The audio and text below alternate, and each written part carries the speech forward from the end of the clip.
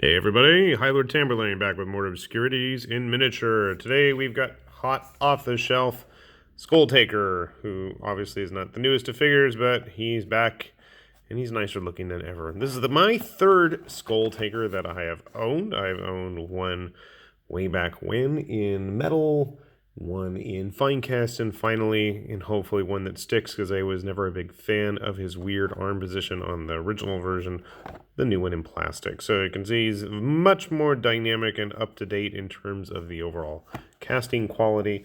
And we can be joined by one of Corn's own very favorite bloodletters, just to see what we're looking at in terms of size. So let us find out what's in the box. Not much. Obviously directions and rules and the sprue itself. We'll set those to the side because who cares about that. I did find it interesting that Skulltaker has his own custom detailed base, whereas the other new blood letter dude, did I say blood letter Skulltaker? Anyway, I'm rambling. So Skulltaker has his own special base, whereas the new Blood Keeper, Bloodletter Champion just has the good old plastic one and doesn't have anything special with it. So this looks like part of the ground detail.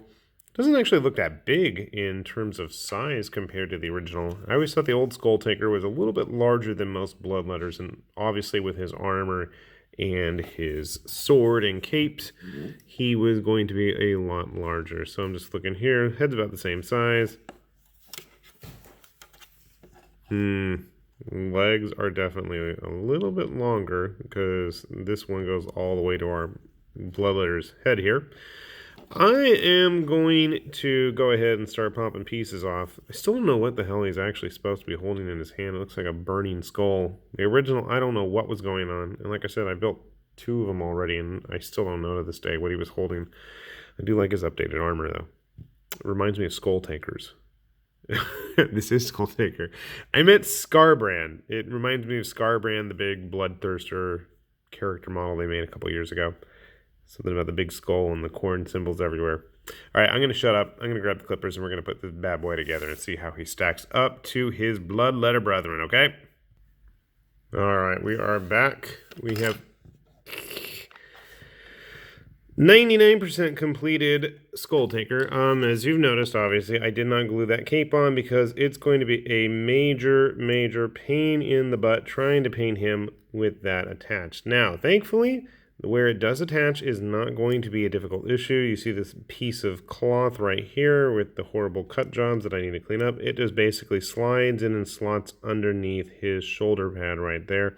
And you can see he's actually got these little ridges and bumps kind of underneath where the skulls are going to lodge themselves in, and it works out fairly well if I could ever find the spot. And behind, I can't talk today, wow. From behind the camera, so there you can see. I also haven't figured out exactly how he is supposed to go on his base. It has these two little crags where it's coming up. Obviously, this big empty spot is where the little statue thing that he's standing on top of is supposed to go. But finding the right exact place is proving to be a challenge. But I'm not going to worry about that until the very end because obviously I want to get him and his base painted up.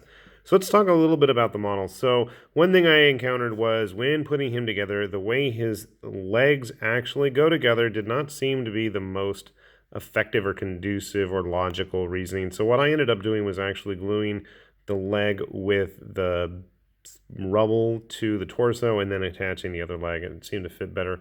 The directions actually had both the legs going together and building from that, but it just really didn't seem to work.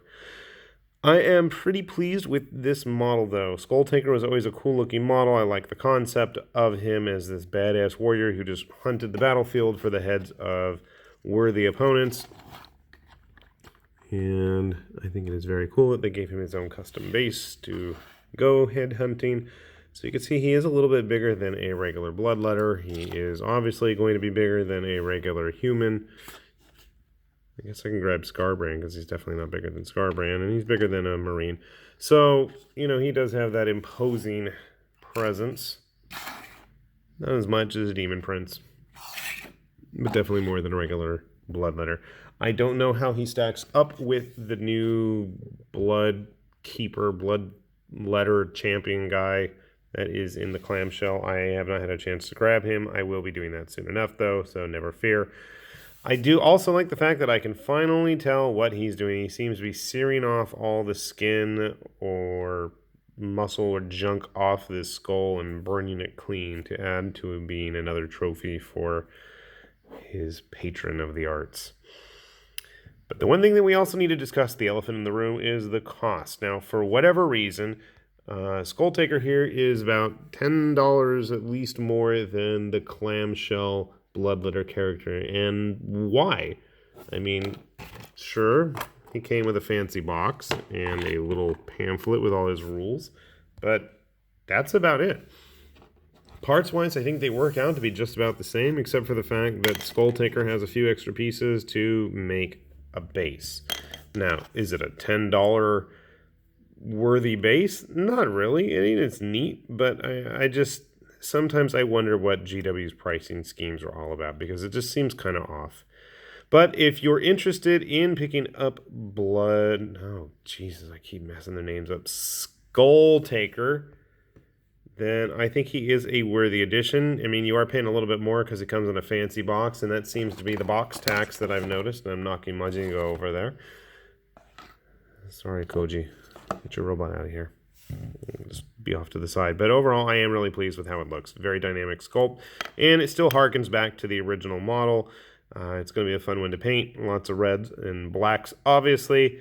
And hopefully I have it on a weekly painting progress video soon. And as you can tell, I obviously am having very difficult times speaking the English language here, so I'm going to end this and go collapse and fall asleep because I have not gotten much sleep. But that's what spring break's for then, I guess.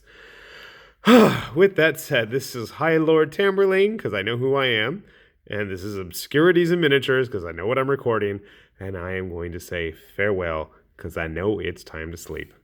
Bye-bye.